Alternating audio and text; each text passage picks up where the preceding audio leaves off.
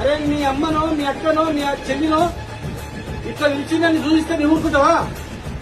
తెలంగాణలో వాళ్ళతో కాదు, అసలు యాక్చువల్ గా ఆడవాళ్ళ జోలికి వస్తే తలలు నరుకుతారు కదా, తలలు నరికేస్తారు, నాలుకలు పోసేస్తారు.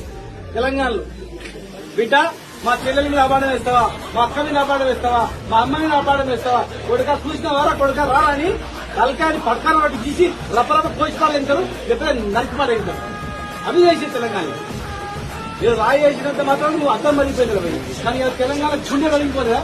ఏ ఆడవాళ్ళు అయితే చూపిస్తున్నారు, ఏ ఆడపిల్లలైతే రమ్మన్నాడు పోయిండు తీసింది కలిగిస్తే పండుకుని ఏం మాట్లాడుతుర్రో, మరి నీ అక్కనో చెల్లెనో చూపించున్నా, మరి నీకెంత బాధ అయితే తెలుస్తుంది? ఆడవాళ్ళ జైలు రాకుండా నువ్వు మాట్లాడు, ఆడవాళ్ళ జైలు లేకుండా నువ్వు ఏదైనా దిగి దమ్ముండి ఎదుర్కోవడానికి ఎవరే కానీ ఆడవాళ్ళ మీద నీచాతి నీచంగా చూపిస్తే తెలంగాణ సమాజం నడపాలి సహించదు.